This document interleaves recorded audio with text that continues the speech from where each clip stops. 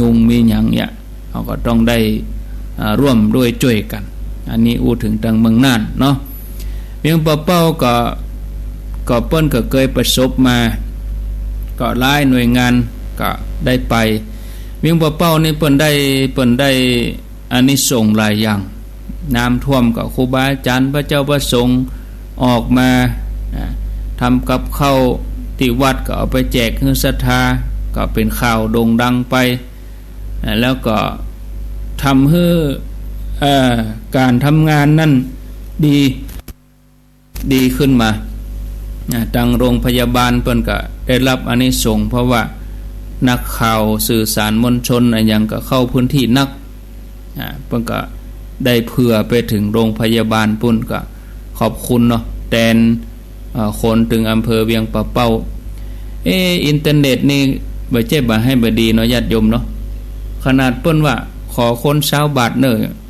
ได้ถึง20 ล้านก่อนเนาะสำหรับการระดมทุนอุปกรณ์การแพทย์ที่โรงพยาบาลเวียงปะเป้าก็ขอบคุณลูกหลาน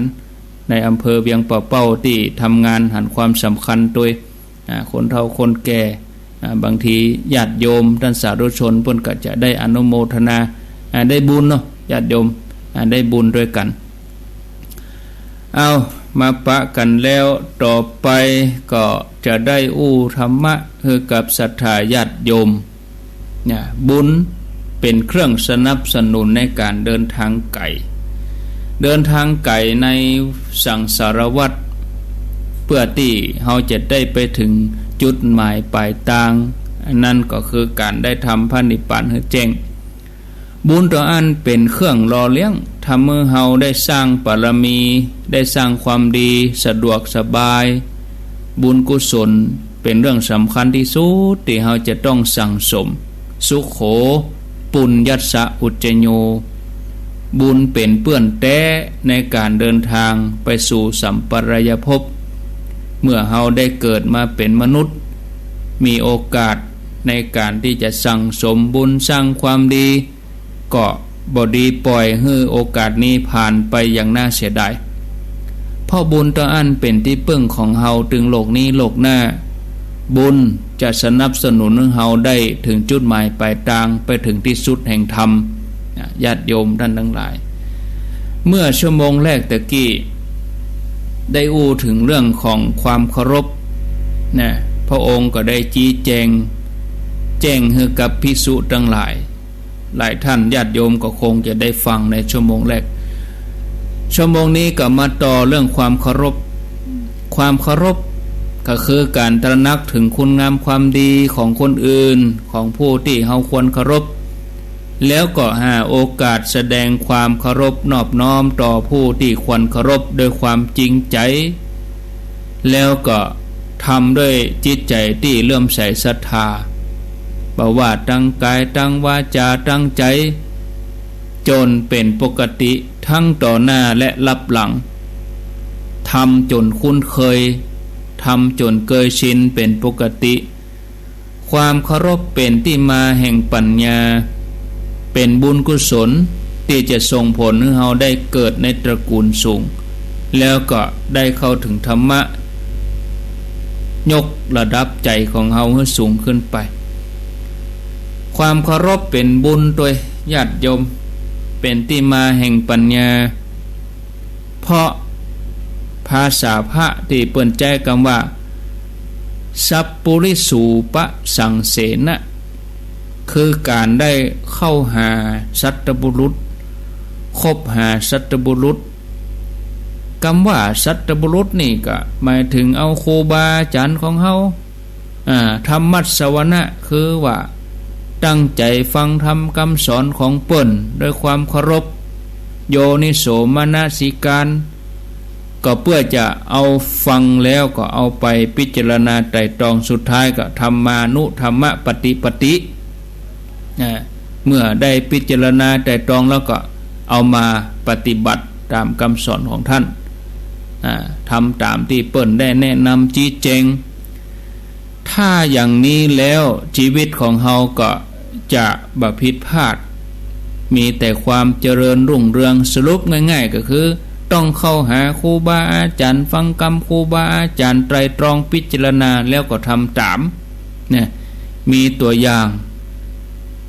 รื่องลูกศิษย์ที่บ่เชื่อฟังคำครูบาอาจารย์แล้วก็บ่ได้ปฏิบัติตามในคำสอนของครูบาอาจารย์ก็เลยทำให้เสื่อมจากการที่ตัวเองเคยมีฤทธิ์เรื่องราวนี้ปรา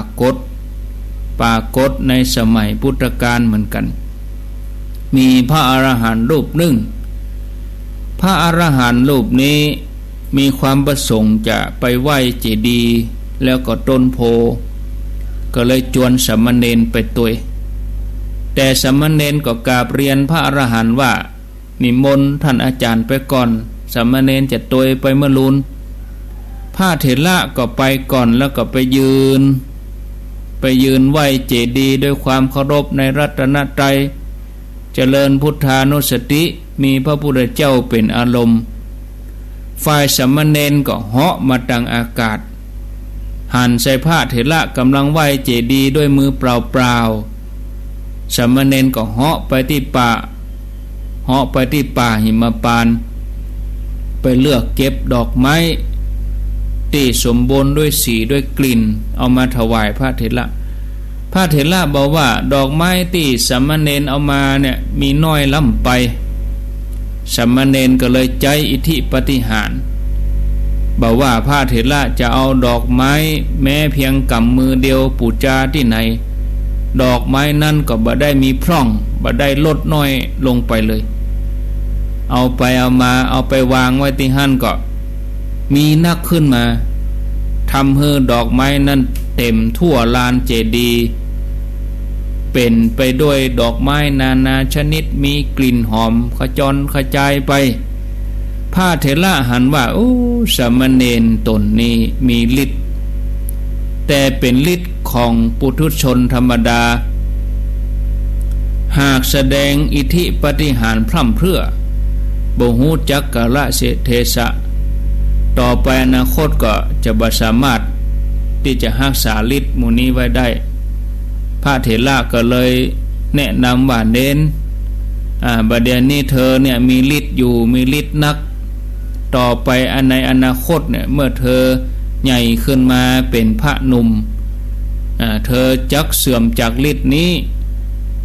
เธอเนี่ยจะต้องได้ดื่มน้ำสาวข้าวจากมือของแม่หญิงที่ทอหูกตาบอดข้างเดียว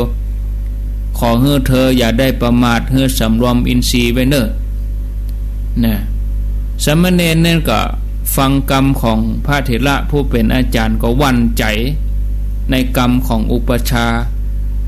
แต่ก็ยังทะนงตัวเองว่าตัวเองมีฤทธิ์มีเดชนะก็เลยบ่ได้ไปขอให้เปิ้นช่วยสอนกรรมฐานอะไรยังนะแสดงฤทธิ์ไปวันๆนะแล้วก็ได้ทำแต่เรื่องที่เป็นว่าบ่ได้ยินบ่ได้ฟังที่อาจารย์อู้หลังจากที่พระเถระไหว้เจดีย์แล้วสามเณรก็ถือบาตรจีวรตัวไปก็เข้าไปในหมู่บ้านบิณฑบาตสามเณรรับบาตรของอาจารย์มาแต่บ่ได้เดินตัวตาม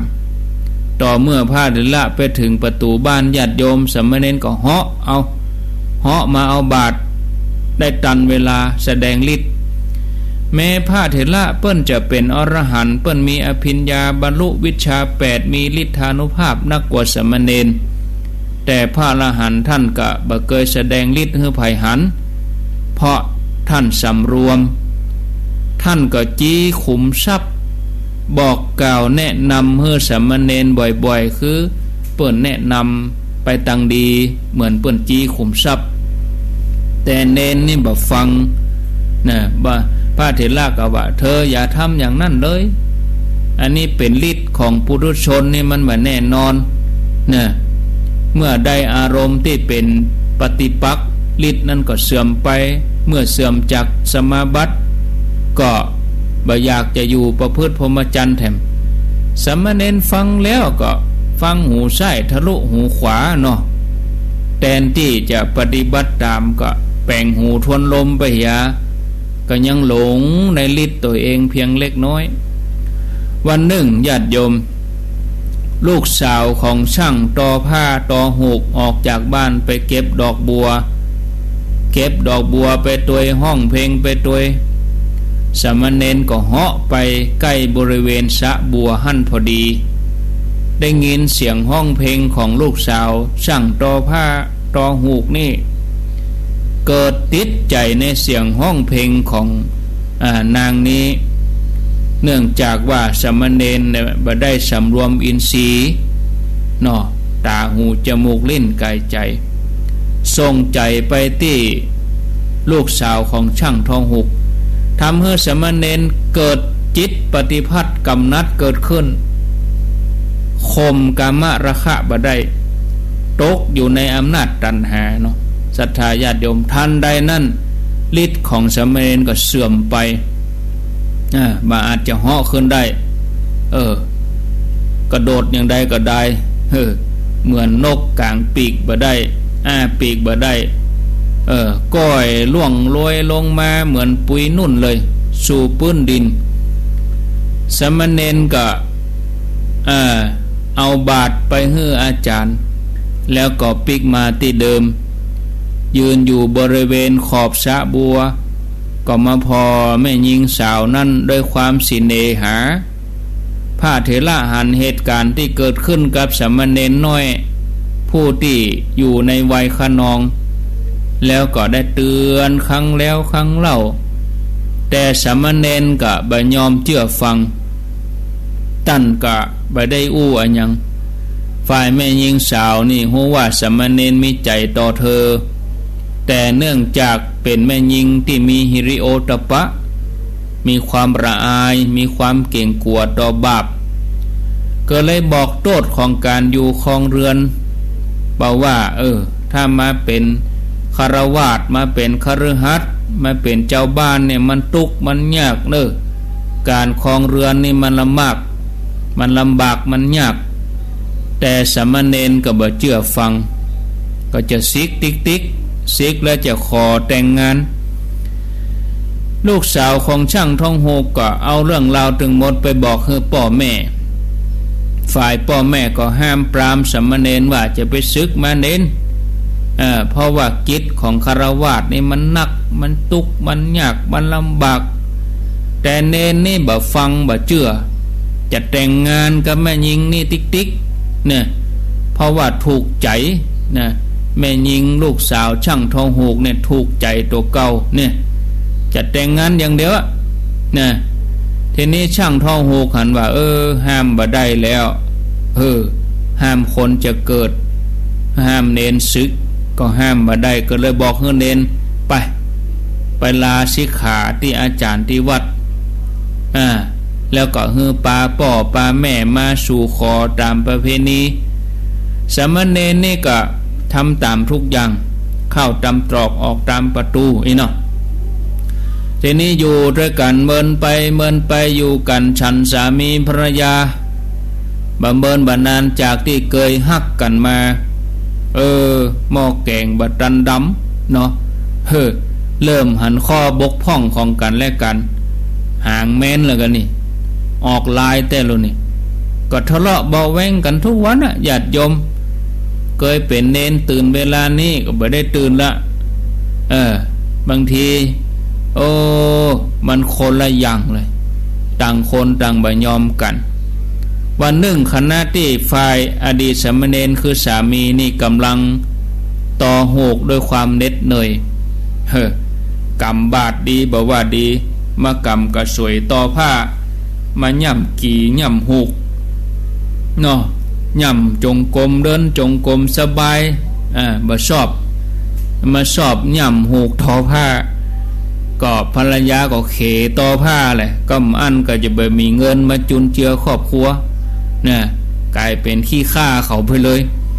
เนี่ยศรัทธาญาติโยมทั้งหลายเอาไปเอามากับต่อผ้าด้วยความเหน็ดเหนื่อยภรรยาก็อู้คัดใจญาติโยมได้ยินเสียงก็อาจจะรบกวนพวกเนาะเพราะว่าเสียงตามสายเปิดเพลงอย่างยึกยักตั้งนอกพุ่นเนาะเยอะยาก็จะได้ยินอยู่ก็โนเพลง ก็เป็นอย่างเนาะญาติโยมก็ว่ากันไปเห็นนี่ก็ภรรยานี่ก็อู้คัดใจขึ้นมาฝ่ายสามีนี่ก็สวยนี่ปลายมันแหลมย่ะมิ่งอะกะเนาะก็สวยมีในมือก็กำขว้างไปอะกะด้วยความโมโหอะเอาก็สวยปุ่งเข้าไปใส่ให้ภรรยาบังเอิญญาติโยมผู้เป็นภรรยาสุดที่รักนี่ก็ลบบัดดันปลายกระสวยนี่มันแหลมก็ไปตั้งใส่แกนตาทำให้ตาภรรยาบอดไปข้างหนึ่งสามีหนุ่มหันภรรยาตาบอดก็รู้สึกอินดูขึ้นมาเลยก็มานึกถึงกรรมของอาจารย์ที่เคยบอกว่าเน้นในอนาคตเนี่ยเธอจะได้กินน้ำสาวเข้าของแม่ยิงต่อหูกตาบอดข้างเดียวเนยโอ้อาจารย์นี่เหมือนแต้เนี่ยก็แต้เลยญาติโยมอาจารย์เฮาคงหันเหตุการณ์นี้มาแน่นอนแต่เพราะความบ่เคารพครูบาอาจารย์บ่ได้ปฏิบัติตามคำสอนบ่ได้ปฏิบัติตามคำแนะนำทำให้ชีวิตตัวเองจะต้องมาลำบากอย่างนี้เมื่อเกิดได้แล้วก็เสียใจเนาะตัวเองก็เสื่อมจากฤทธิ์เสื่อมจากฌานแม้จะซึกออกมาแต่งงานก็พบความลำบากมีภรรยากับภรรยาตาบอดจะต้องอดทนเลี้ยงดูกันไปชั่วชีวิตท่านผู้ฟังจากเรื่องนี้จะหันได้ว่าคนที่บ่เชื่อฟังคำครูบาอาจารย์คำพ่อคำแม่ก็จะต้องพบกับความเสื่อมถ้าเป็นเรื่องที่เล่าให้ฟังนี่ก็คือเสื่อมจากฤทธิ์เสื่อมจากฌานแต่ถ้าเป็นคนเฮาปัจจุบันเนี่ยบ่เชื่อฟังคำพ่อคำแม่คำครูบาอาจารย์ที่ว่าเสื่อมนี่คือว่าอย่างเสื่อมนี่คือว่ามันบ่มีความเจริญหิบ่มากาบ่ขึ้นทำอันยังก็จะตกต่ำลงไปมีแต่อุปสรรคญาติโยมตรงกันข้ามถ้าหากไผผู้ใดทำตามกรรมแนะนำครูบาอาจารย์เนี่ย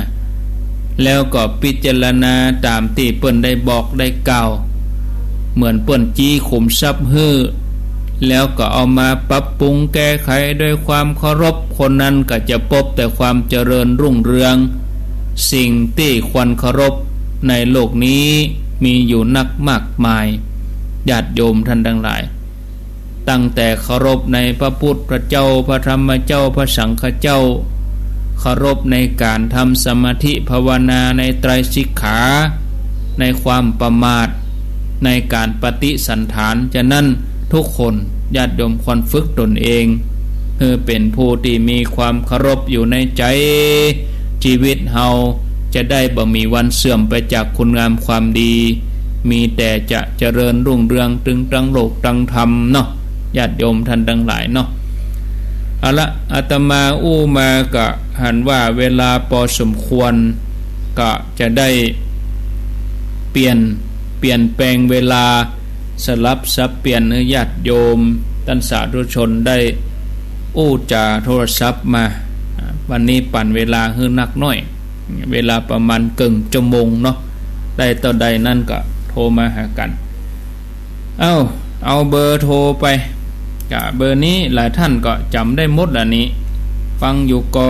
ฟังชัดกำชัดกาลูกมาได้ยังรับลูกเจ้ากินพักตั้งไปรับลูกควายกินพักตั้งเก้าลูกเจ้าได้หลายลูกควายได้น้อยรับลูกเจ้าเป็นเจ้าตั้งหลายรับลูกควายปลาให้ลูกหลานเป็นหนี้เป็นค่าเจริญปอนโอ้น้องเบลกะครับยังได้ยินอยู่บ่ฝาก104ครับ104เพิ่นยังออกอยู่กะวันนี้ตะกี้ผมไปตากผ้ามาเปิดแหบกับโอ้ครูอภิวัตรตัวนี้แต่ไม่ได้ฟังไม่อ่านสาระเท่าใดนะ101ก็มี101น่านฟ้านะ104ก็ออกอยู่บ่ออกอยู่ครับวันนี้ท่านพระครูเพิ่นได้จะอิดกะเพิ่นได้จะเน็ตเนยกะฮะเพิ่นไปงานอย่างสักอย่างมาบางสิ่งคำก็แต้นกันไปสีไปถ่ายทอดอยู่เด้อขอบคุณที่แจ้งให้ทราบ สาร อ๋ออีกาเราต้องมีผู้สื่อข่าวอีกาเนาะเจริญปนม่วนกันนี่ ไว้สาเจ้า ครอบครัวเดียวกัน จากทางใดนี่อยู่ไหน เรียนทั้งขินไม่แต่งเจ้า อ๋อมาอยู่ที่บ้านเลขที่ ฟัง104นะเจ้า บ้านเลขที่ 104.5 เนาะ เจ้า มาอยู่ที่บ้านเลขที่นี้ย้ายสัมมโนครัวมาล่ะ ย้ายไปเหมือนนะเจ้า ครอบครัวไหนอบอุ่นก็อยู่หั่นเนาะ เจ้า ต้นไม้ต้นใดห่มใหญ่ใบหนานกหนูก็อยู่อาศัยเนาะ เจ้า อนุโมทนา เจ้าไว้สาเจ้า ต้นไม้ต้นใดมีกะกิ่งกะก้านแห้งสั่งหลังอยู่หั่นกับนกก็ไปแปลงหางอยู่จะได้คนเฮาก็เหมือนกันคนเฮาถ้าเฮามีน้ำจิตน้ำใจอยู่ที่ไหนก็จุ่มอกเย็นใจม่วนเนาะถ้าอยู่กันแบบแห้งแล้งมันก็บ่ม่วนนะ0998366322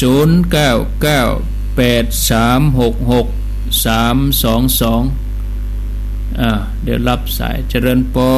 น ครับกับไอ้สาข้าวท่านอาจารย์ อันนี้ครอบครัวบ้านเลขที่ 90.0 เนาะ ป่าบุญธรรม ครับผม ป่าบุญธรรมโป่งน้องแต่เจ้านี่ก้านนกหมดเนาะ ก็น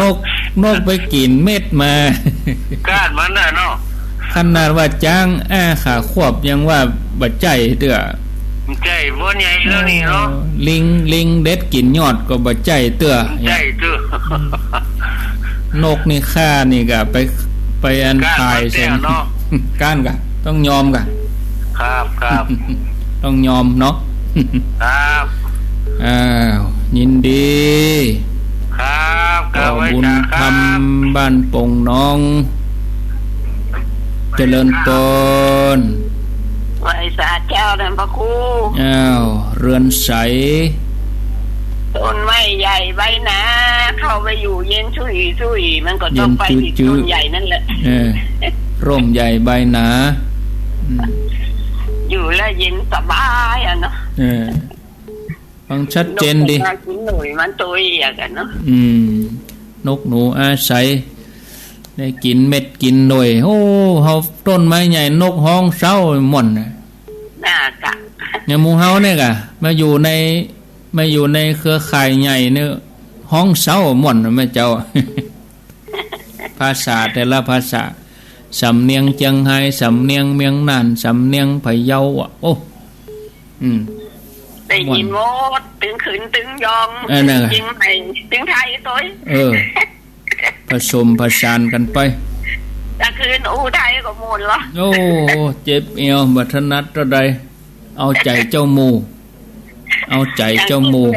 นะกะอันดีรอดอูไทยทำแบบเอาใจกันนะรักษาน้ำใจกันกับเมื่อนั้นก็ได้ยินอูไทยนั่นกัน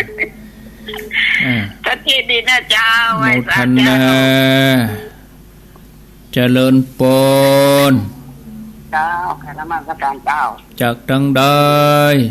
แม่จันอันนี้ฟังคลื่นไหนแม่จันฟังของเจ้าบุญเจ้าสองจันแล้วเนาะตะกี้จันเดินใส่อันนี้จันยังจันไปแม่จันปังนิ้วกันพ่อเจ้าจันไปงิ้วเนาะตู้ลุงดอยห้องไม่จันเอิบจันเอิบคือทนเอาเอิบกัน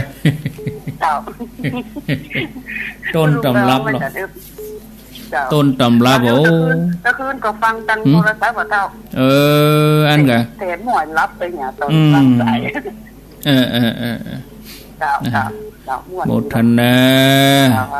ฟังตลอด0998366322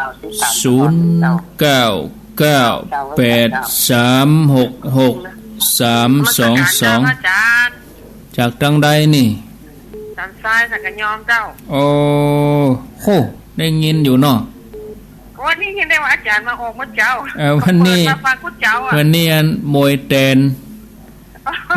นท่านพระครูท่านพระครูดีใจได้ฟังวัดวังสิงห์คำได้ฟัง แต่ต้นตี 5แล้วกะ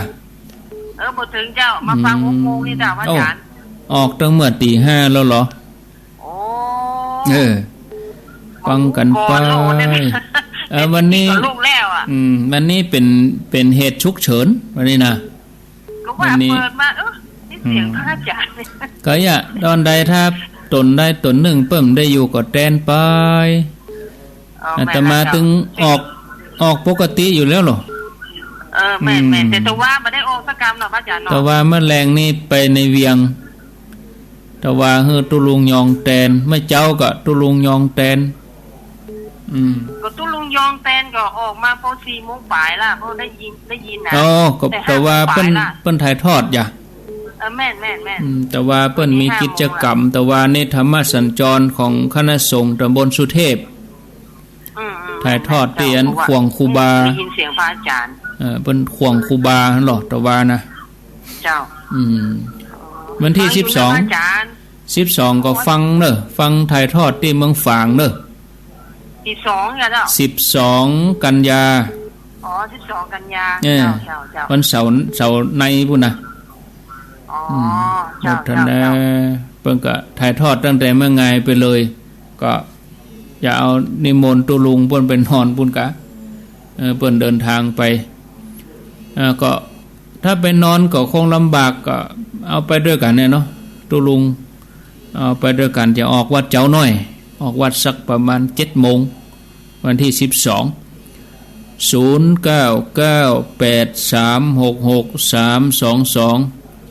วันที่12ก็ออกรายการแล้วก็จะไปเลยไปเมืองฝางเจริญปนเจริญปนเจริญปนติดแล้วครับพระสาเจ้าท่านพระครูโทษจากดังใดแม่ขมูลเจ้าขมูลบ้านดอนจันทร์แม่ขมูลป่าจันได้ยินทีเนาะได้ยินจะทีแล้วท่านฟังสถานีไหนฟังสถานีไหนสถานีดารุณีเจ้า90.0 เนาะเจ้าอนุโมทนาไปวัดเจ้าวังคำดีแล้วเจ้าปฏิเจ้าเป็นแหวงเจ้าตามปกติวันศีลวันยังวันค่ำแต่ว่าวันศีลเนี่ยมาขาดสักศีลเจ้าตลอดทั้งวันค่ำเจ้าไปยากการอย่างไปวัดเจ้ายินดีเนอเจ้ากับไว้เจ้าอนุโมทนาเจริญปนแก่ไว้สาเจ้าแม่บุญทวีกะเจ้าแม่ฟังอยู่สีจุมแม่เจ้าเดี๋ยวนี้อันสีจุมบ้านเรือนเนี่ยเจ้าฟังวิทยุขึ้นไหนของลุงโดมกะถ้าจะของลุงโดมเจ้า89.5เจ้าเฮาไปอยู่ไหนเฮาก็ดูต่างฟังเนาะเจ้าจะคืนแม่ก็ฟังแม่แก่2 ทุ่มมาจ้ะแต่คืนนี้อันอยู่สีจุมเพ่กะ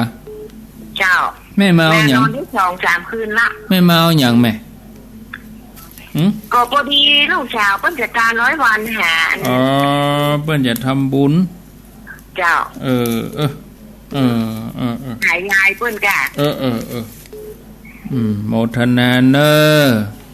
เจ้าแม่ขออนุโมทนาหุ้นโดยท่านไตเนอร์ที่จะไปบริจาคสิ่งของเจ้า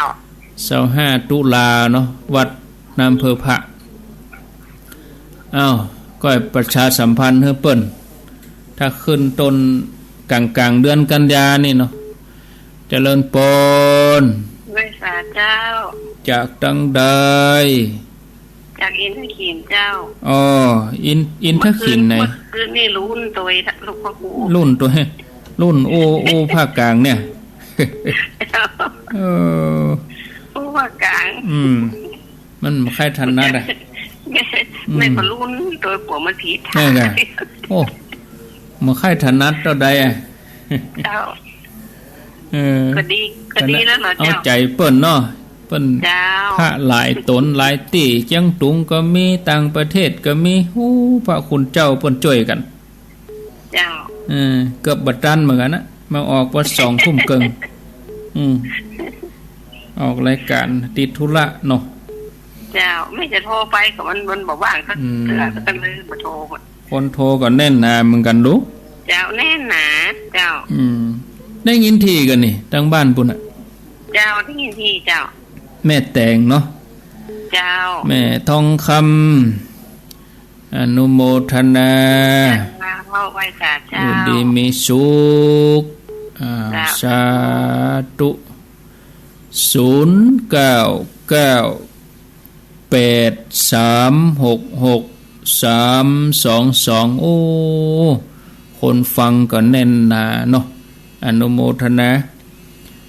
อย่าเฮืดจะเฮืดได้เต้าตุลุงสักคำนะรับสายนะวันนี้ตุลุงเพิ่นได้19เนาะวันนี้19สายก่อนนะต้องถึงเช้าเพราะว่าเวลาหมดไปก่อนเจริญปนไหว้สาเจ้าโทษจากตังใดน้องบ้านลังกาเจ้าน้องปิ่นกะเจ้าน้องปิ่นบ้านลังกาโอ้บ่โทรหาตุลุงเป็นมนโอ้เป็น2 ปี3 ปีแล้วก็น้องปิ่น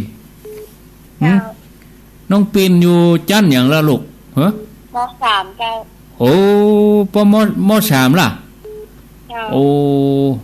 ฟังตุลุงตั้งเมื่อป.3เนาะไหวพระตั้งเมื่อป.3มาเดี๋ยวม.3ดีแล้วกะแต่ก็ฟังตลอดอยู่เนาะเจ้าโอ้หายไปหลายคนกะลูกหลานเนี่ยวันนี้นี่ไปโรงเรียนกะน้องปิ่นกำลังจะไปเจ้าดีละอยู่ดีมีสุขเนอเจ้าท่านจำมาได้แล้วกะตุลุงห้องลูกจะได้เนี่ยจำได้อยู่ก็จำมาได้เจ้าจำมาได้แล้วเป็นอย่างนั้นเด้ออยู่ดีมีสุขเจ้าไว้สาเจ้าบ้านลังกานี่เพิ่นจังตั้งโรงทานไปตัวตุลุงดอยเป็นข้าวจีเป็นนั่นกล้วยทอดเนาะบ้านลังกาเจริญปนเจ้าไว้สาเจ้าไม่สีนวลลันจวนเจ้าแม่สีนวลแม่ลันจวนเจ้าติ้วดอยสะเก็ดเจ้าดอยสะเก็ดเนาะอันนี้มาแทนตุลุงเนาะวันนี้อันตุลุงเพิ่นติดธุระเนาะวันนี้อันแตนเพิ่นเนาะเขาต้องฟังอยู่แล้วเนาะมวยแตนจึงอยู่เนี่ยกะแม่นิ่มอยู่เนี่ยกะเอาขึ้นกระด้างไว้เนี่ยกะกระด้างกะเดียวอัน7 โมงเกิงกะฟังหลวงพ่อเมืองฝางแห่มกำเจ้าโมทนายินดีโอ้ดีใจญาติโยมเพิ่นติดตามเจริญปนจากดอยสะเก็ดลงเหนือเจ้าลวงเหนือเนาะเจ้าได้ยินเจ้าเหมือนเดิมเจ้าเหมือนเดิมเนาะเจ้าชัดเจนฟังจาก104เจ้า104.5เนาะเจ้าอันนี้บ้านเลขที่104.5เจ้าโมทนาสาธุเจ้าอยู่ดีมีสุขเจริญปนไม่ใช่เจ้าท่านพระโคเจ้าโทษจากตังใดจากบวก5ตำบลนครกีดีเจ้าบวก5ได้ยินชัดดีก่อนนี่ชัดเจนดีเจ้าใส่แก้วเลยเจ้าใส่เลยฟังเคลื่อนยังเคลื่อนเลย103จ้ะ103นี่ไปถึงบก5ปุ่นอยู่เนาะเจ้าดีกะโอ้ดีละนอนฟังมิ่งรับไปฝันได้ไปเข้าบาทไปกับแม่พระครูอันน่ะบางทีก็ฝันเหมือนกันโลอาตมาน่ะฝันว่าลูกควายว่าอันจัดรายการบัตรตันว่าปะโทโอ้คนเป็นนักคนใส่บาตรกันน่ะศรัทธาเพิ่นท่าเฮาอย่าบัดโตฟังมาตี 1 ปลายนั่นกระดุ้งตื่นท่านพระครูเป็นยังรับดีฝันดีก็ดีนะกะอยู่ดีมีสุขสาธุเจริญปนไว้สาเจ้าท่านพระครูโทษจากตังใด แม่สมศรีเสลียมหวานเจ้าแม่สมศรีเสลียมหวานเสลียมหวานบ้านโฮงกะเจ้าอันบ้านหนอจางเจ้าอ๋อหนองอับจางปุ่นนี่เจ้าสภาท่านอาจารย์บุญทรงเจ้าอาจารย์บุญทรงอ่ะเจ้าท่านพระครูทรงเจ้าโอ้พระครูองค์พระอาจารย์ป้าท่านพระครูที่อันวัดสายหินนะเดียวเจ้าแม่นกะตอนนั้นไปตานเสาอ่ะเนาะเจ้าอันแม่ได้ยินทีก่อเจ้าได้ยินทีเจ้า103กันเนาะ103.50ลองไหลไปห้วยตองซักพอเนอะจ้าห้วยตองซักนี่ 98.75 นะลองไหลไปพอเนอะจ้ายินดีนะแม่สมศรีจ้าสาธุน้องอับจางนี่คู่ไก่เหมือนกันเด้อโยมเด้อพวกแม่ฮอดปุ่นน่ะห้วยโจศพเตี้ยวันพวกนี้ญาติโยมอยู่ใกล้อยู่หิมตังวัดห้วยตองซักญาติโยมอยู่ตังขวงเปาจอมตองโดยหล่อบ้านห้องกาเวียงหนองล่องกาเนาะวันพวกเราจะไปร่วมกันที่วัดห้วยตองซักงานทำบุญอายุวัฒนมงคลท่านพระครูวาปีวรมนิตท่านเจริญอายุได้51 ปีที่วัดห้วยตองซักวันพวกนี้ตั้งแต่เวลา9 โมงมะเจ้าเป็นต้นไปก็ฝากจวนกึดใจได้ก็รวดจวนตอนนี้เลยเนาะเจริญปนแม่สาเจ้าพระอาจารย์เจ้าแม่ไล่ฟังอยู่เด้อโทรอาจารย์เป็นยังแม่ไล่เจ้าชัดเจนนี้นะเจ้าแม่ไล่ผับเตจะเนาะเจ้าฟังกันตลอดแม่ไล่สบายดีล่ะบ่สบายดีเจ้ารักษาสุขภาพเน้อวางนี้นะเจ้าจะไปเมืองฝางอยู่นะแม่อย่าไปตัวกันอยู่กะเจ้าถ้าไปเป็นแม่จีนธรรมเจ้าก็นิมนต์ครูบาอาจารย์ไปตัวไปปะกันปุ้นน่ะเนาะเจ้าใกล้หลวงแม่เขาก็ปู่ก็จะไปก้าเจ้าไปกะท่านหลวงพ่ออำเภอก็ไปรู้เจ้าหลวงพ่ออำเภอก็ไปนะจอมพ่อก็ไปลงดอยก็ไปน่ะกะวัดจอมพ่อเจ้านั่นกะโมทนาเจ้ากลับมาจะเป็นกำลังใจนะเจ้าเจริญปนเจริญปนติดแล้วเนอะเจริญปนดักเซฟใส่ไม้มา0998366322เจริญปนฮัลโหลกลับไว้สาเนอะโยมปีมาลัยบ้านหนองตาลนะเจ้ามาซักเจ้ามาลัยหนองตาลว่าจานนับได้แล้วฟังอยู่ไม่เจ้านะเจ้าฟังคลื่นอย่างนี้อันอย่างก็103อ่ะ103ไปเจ้า103นี่มาตี5ตี3นะเนอะกำลังมาแฮบเลยในว่าจานนี้ใจขนาดเลยได้เสียงได้ยินเสียงว่าจานนี้เอาสีหมายไว้กะเนอะอันพี่12เป็นทีถ้าจะบอกมาได้วันนี้เปิ้นฟังกันจำเมินแล้วเจ้าหน้ากะต่อหาเลยยังก็เนาะว่าจานมันถึงมาเข้าแล้ววันนี้ฮับได้แบบว่าจานดีแล้ววันพวกก็ฟังรายงานมาเนอะเจ้าโมทนาแต่ว่าจะสบายดีก็สบายดีอยู่ดีมีสุขมาบ่อยบ่ไข่ยังเจ้าดีใจได้รับสถานีวันพวกก็มาแถมตี3 ถึง 7 โมงที่ 103.50 นี่เนอะโมทนามาไล่น้องต้าน้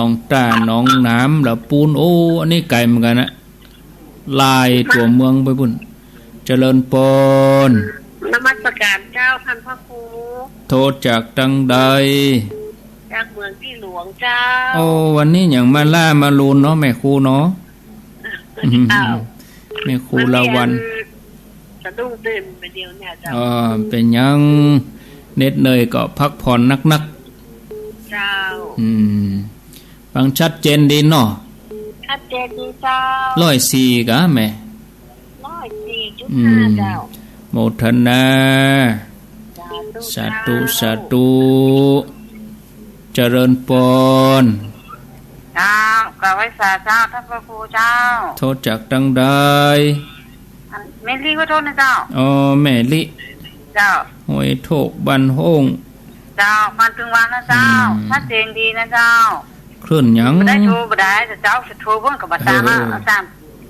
เปิดใส่ตัวอ้ายบ่เลยบ่ได้โทรสักการเอาฟันถึงมาเจ้าละเจ้าฟังเคลื่อนยังนี่สถานีไหนขึ้น104กับเจ้า104โพสไปหัวปุ่นกันกะเจ้า104อย่างกูเตือนแม่คือเดี๋ยวว่า103มันใช่เป็น104พระครูดีแล้วกะชัดเจนดีนะเจ้าดีมีสุขกำลังใจนะเจ้าบ้านห้องละปูนเจริญปนไปสาเจ้าโทษจากดังใดบ้านลังกาแม่วันดีเจ้าบ้านลังกาแม่วันดีเจ้าลังกาเวียงปะเป้าปุ่นกะแม่เจ้าวันลังกาข้าวจีเจ้าลังกาข้าวจีเจ้าบ้านน้องปิ่นปุ่นน่ะ2ก็ไปเด้อแม่จะมาเต้ยไผอ่ะมาเต้ยรถตู้บ้านนั่นน่ะเจ้ารวมตัวกันแล้วเนาะเจ้ารวมตัวแล้วแม่รัตดาปงเทวีเนี่ยแล้วตัวแม่นี่ได้ไปเต้ยบ้านโป่ง2กันเจ้าปงเทวีพุ่นกะเจ้าดีกาแม่พรเขาแม่จิรพันธ์เขาอยากต่อบุญธรรมแม่รัตดาแม่อำพรป่อปัญญาเขาอยากเจ้าหลายคนโมทนาเนอเจ้า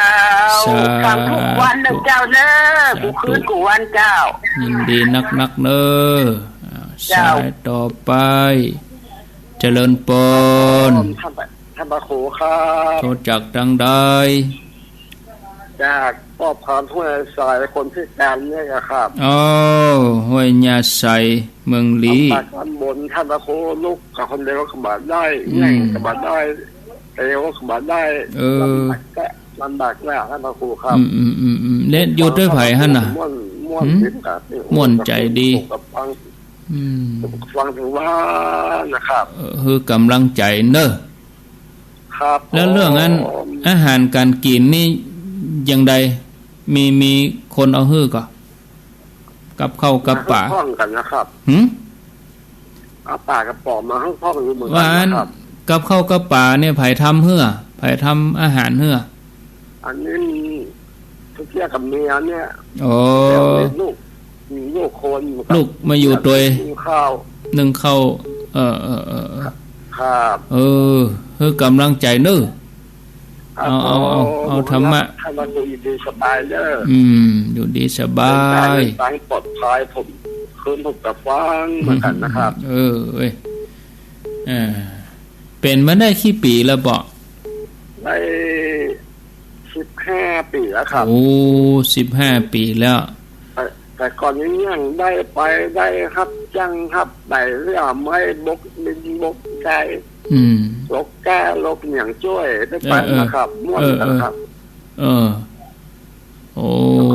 อันนั้นมันก็มีกินมากแต่ก่อนมาตัวเรานะถึงกล้วยกินมันไปครับโมทนาให้กำลังใจเนอะฟังกันไปตึงวันสาธุป้าสีดาเจ้านมัสการค่ะท่านจะได้ป้าสีดามาแบบไทยค่ะเพื่อจะมาแก้แอลให้ท่านค่ะไทยแต่คืนในปโตมาค่ายถนัดเหรอค่ะพอดีคืนนี้ป้าไปทำวัดเนี่ยเจ้าเบอร์ปิ๊กมาได้ยินท่านเขาเปิดสายแล้วก่อนน้องก็มีใจอยู่ท่านแล้วเจ้าเนาะก็เลยโทรไปแหกกรรมขอเป็นกำลังใจให้ปอห้อยยาใจสู้ๆเนอะเจ้า ถ้ามีปัญหาก็โทรมาเนอะพูดจากันไปเนาะเจ้าไปอยู่เจ้า12ไป12นะลุงดอยจ้าตูเจ้าทางปาสีดาก็บางคนที่เปิ้นประสบแบบว่าจะเป็นโรคภัยไข้เจ็บภัยพิบัติอย่างญาติโยมจังเวียงป่าเป้าอาตมาไปแอวพอเปิ้นบางทีบ้านเป็นหลังเลยนะอินดูเปิ้นเหมือนกันแต่เปิ้นก็กำลังใจดีอ่ะมีปี่มีน้องอยู่ใกล้อยู่หิมก็ไปเฮาก็มัดมือมัดหยังมันกำลังใจคนเฮาเนาะถ้ากำลังใจดีนี่ทุกอย่างก็ดีเอาพักสายเต้าอี้ก่อนโอ้วันนี้ได้นักกันเด้อ21ท่านน้องเบลที่1ที่2อินทขินแม่แต่งที่3ก็อันนี้ป้าบุญธรรมโป่งหนองสายที่4แม่จันเดือนใสสายที่5แม่จันปางยิ้วสายที่6สันทรายสันขยอม7อันนี้แม่คำมูลปัจจันสายที่8แม่บุญทวีตาออดบ้านน้ำเพอพระบาเดวมาอยู่สีจุ้ม9อินทขินแม่แต่งแม่ทองคำ10น้องปิ่นบ้านลังกาน้องปิ่นนี่ฟังรายการธรรมะตั้งแต่อายุ 3-4 ขวบอย่างกับน้องเฟื่องฟ้าบาเดวปม.6 ฟังตั้งแต่ป.4 ป.5 ละ